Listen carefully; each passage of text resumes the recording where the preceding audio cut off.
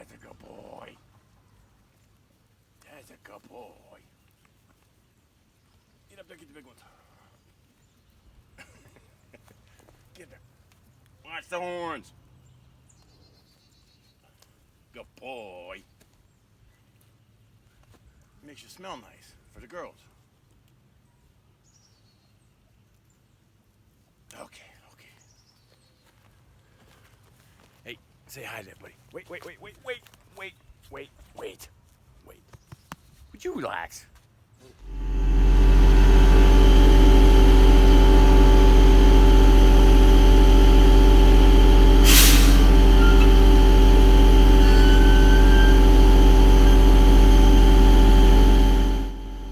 Howdy, everybody.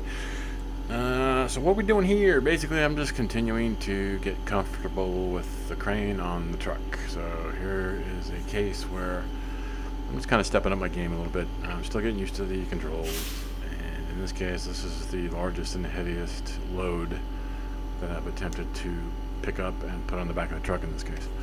Happens to be a MEP 804 Alpha, big ass military surplus 5 kilowatt generator. Doesn't really matter, I'm just using it as a target, just something to pick up, something to move, and something to put on the truck. Beautiful day. I mean, look at that.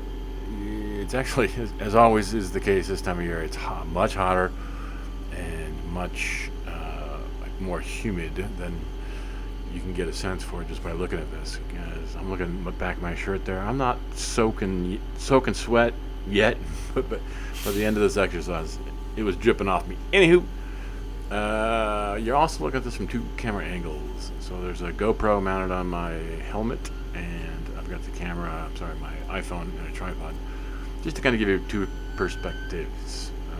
Big picture for context, and then bird's eye view. You're seeing what I see in the upper right hand corner. And that I thought was more maybe interesting, because I'll tell you, one of the things that's on my to-do list is to buy a professional construction grade hard hat, because swinging this thing around, I'm still learning, so there's all kinds of things that could go wrong. And as a matter of fact, here the rigging I've got on this is borderline. So I'm using the chains I'm using to pick up this unit, and I forget off the top of my head how much this thing weighs, the thing being the generator. But it's heavy enough that if those chains failed, or if the load shifted and it tilted or whatever, just that pintle hitch there, that big round steel donut that's kind of pointing towards me there, that comes down and cracks you on the forehead. Put it this way, the helmet I'm wearing to mount the GoPro is kind of a military grade helmet, but it's a skull crusher, meaning it's lightweight and designed for carrying night vision gear and whatnot, but it's not overly ballistically protective. Anywho, don't want to dwell on the safety, but right about here my butt's puckering a little bit, because as you see that steel donut about to pass over the top of my head, I'm like, ooh shit, don't fail now. And the also thing I learned is as the boom articulates 180 degrees from pointing directly off the aft end of the truck and bringing it around, the hook up on the end of the crane it articulates, but there's kind of a bias towards it not articulating. What do I mean by that? You can see me holding it with my hand here. I'm trying, the generator, I'm having to get that thing to swing 180 degrees to keep it kind of pointed away from me and to orient it towards the lateral axis of the truck. You can see here in a minute, I finally said, yeah, this is getting a little uncomfortable, so I'm going to waddle my ass over to my other truck and grab a piece of rope, tie the rope to that, right there, to the stanchion on the front end of the generator.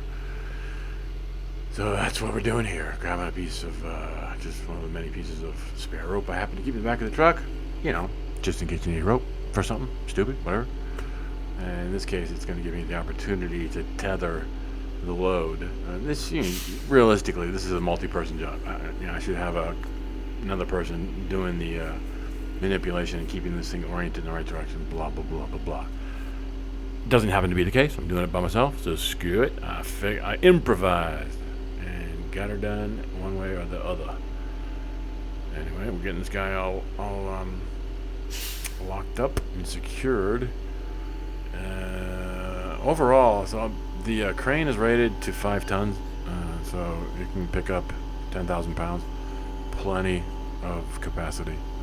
The truck is actually rated to carry the same thing. Go figure. They actually have a crane on the back of a truck, and the crane and the truck are both rated for the same capacity. Woohoo! Your taxpayer dollars at work. Anyway, wait, this is a longer segment than I thought. I don't have a script for this. I'm just giving you some color commentary. And I'm here to give you the color commentary because this thing didn't crash and burn and crease my skull. So, as you can maybe imagine, it went well. I was actually able to get this generator on the back of Stewie, is what we're calling this truck, because it's a Stewart and Stevenson M1084 Alpha 1. So Stewart and Stevenson, Stewie.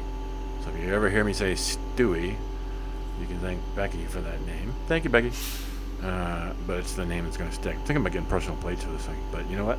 I just paid $2,400 to put a plate on this thing. You'll see in a static image at the end of this update.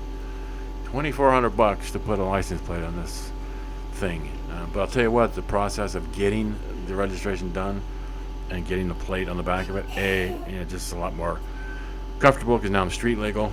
So I can, matter of fact, tomorrow I'm going out with a neighbor to pick up some backhoe buckets across town and use the crane to pick them up and blah, blah, blah. But now that we're street legal, I can not worry about getting pulled over by Johnny Law and not having a registration or plate for the vehicle. That would be not fun. But more importantly, the process at the DMV was so painless compared to, I don't know, California. How many of us have California DMV stories where you spend all day, get rejected at the window because you didn't dot an I or cross a T or pay a fee or whatever. In this case, the woman was very helpful. She actually worked her butt off trying to figure out a way to get the fees lower by calling this truck a farm-only truck, which I almost did. But then she's like, "Well, if you get caught out there carrying anything that's not farm-related, you can get in trouble." I was like, screw it. I'll just pay the $2,400, put the license plate on it. It's commercial rated, commercial insured, so I can do anything I want with it, including picking up things like generators. Anyway, I'm going to shut my ass up here for the last couple of seconds of this particular segment and let you enjoy, and we'll pick it back up with a final drone overview here in a couple minutes. Take care.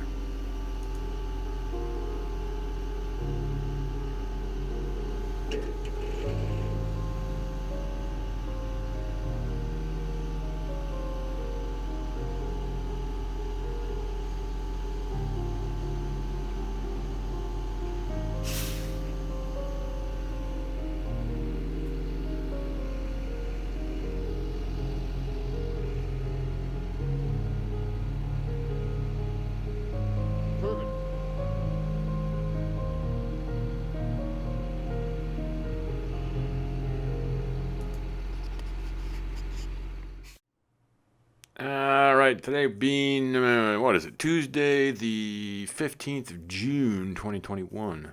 It's a little hot and humid out there. I did a little bit of early work. Decided I would do maybe a drone-based walkthrough. So you saw the two DOMs, rabbits are doing good. I've got a bunch of those Palcon storage containers all organized there for storage. Recall that I picked up about 19 of those storage boxes last week from an auction.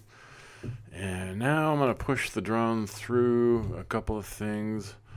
We got all the Palcon boxes unloaded off of Stewie there because I'm getting Stewie prepped for the trip tomorrow to go pick up the neighbor's backhoe buckets. So I need to get the side doors pinned back up, and you can see a bunch of gear there, some of the rigging gear that I got to get back organized and locked down. The other thing I did yesterday is I picked up the silage tarp from the garden off on the left there. You can just see the edge of it. And I put the silage tarp down on the floor of the Caterpillar tunnel greenhouse, Becky, because I'm going to kill the grass and then I'm going to till it up. Actually, I'm going to use a power harrow. And I haven't decided. I'm either going to cover the floor with mulch, or I may have to do some homework. I may plant it with some kind of a grass or something like that. I just haven't decided yet, but either one, I need to kill the existing kind of crazy grasses onto there now, and get the floor level to get some of the chicken coops and rabbit bins and more importantly the fish tank set up for the tilapia. So that'll be a next project. It'll take about 4, 5, 6 weeks to kill everything. So that tarp's just going to sit there for a while. Plenty of time. I'm going to actually transition the drone here in a second because I had to turn the collision avoidance software off on the drone to get through that last door. Anyway, my butt's getting sore. I'm gonna swing around the tree here, take you just on a real quick walk through. I mean, nothing really to see here, other than the pasture's still more or less green.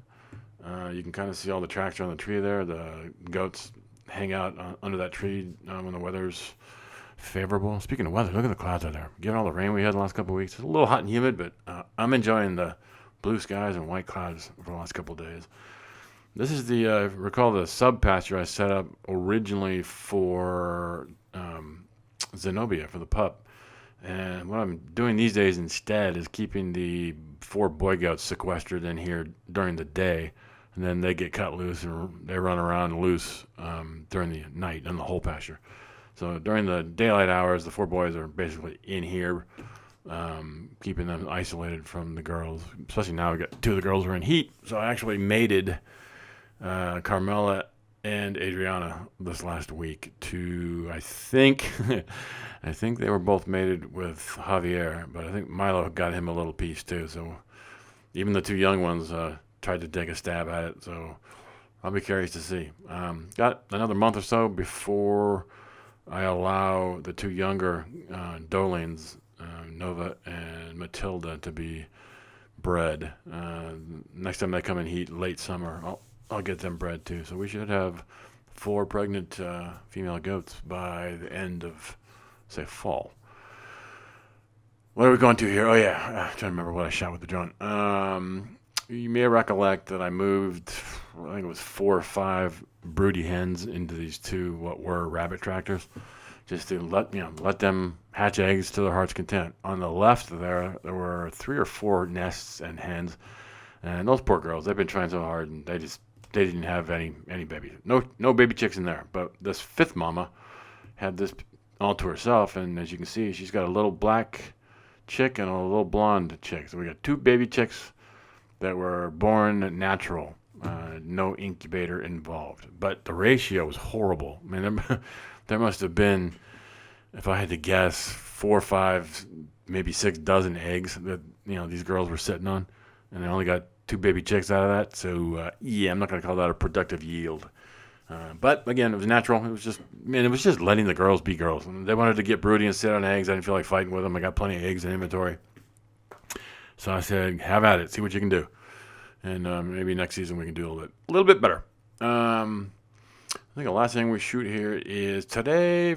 I'm always looking for something different to do to just improve things. So cut to the chase here. You'll see Deuce sitting there in his own pen. And this is the first day that I put him in that pen, and he's going to spend the whole day in there. But as you can see, he's got close proximity to Zenobia, so she's sitting there. That's usually where she stays during the day. But I'm trying to give Deuce the opportunity to be closer to everybody instead of being in his pen, which is a lot bigger, but it's out in the woods, and it's all shaded and it's nice. But here he's given up some of that isolation, that shade, and his little running track he has out there to be closer to Zenobia. Look at her. What the hell is that thing? I'm not sure if I like that thing yet. Anyway, Deuce is being acclimated to being more proximal to the goats. So I want to see what he does. I was watching him this morning, and he seems to be doing pretty well. I would love to think that after a couple weeks or months of him being in the pen with them, that, and I'll probably have to put the static collar back on him. Actually, I've got the static collar on Zenobia for the first time. She's been wearing her shock collar for about a day now, because she's been going after, what's the chickens? Because she did kill a hen last week, but for some reason she's been just going after that other rooster that's in her pasture with her and just beating the shit out of him. So I'm trying to zap her every time she approaches him. Anyway, guys, this should catch us up for the week. It's been about a good week since I've provided any kind of a update. I apologize for that. I get a little bit busy sometimes and Drawn into some other things. So as you can see, everything's going really well. I'm happy with the way things are progressing. Heat and humidity, yeah, I'm in that phase of the season where I'm taking 2, 3, 4, 5 showers a day. But whatever, you do what you got to do. Not much else to report. I'll take this thing in for a landing. We're going to call it a day. A couple static pictures to share with you coming up. Have a good one. Hope you enjoyed the video. Bye.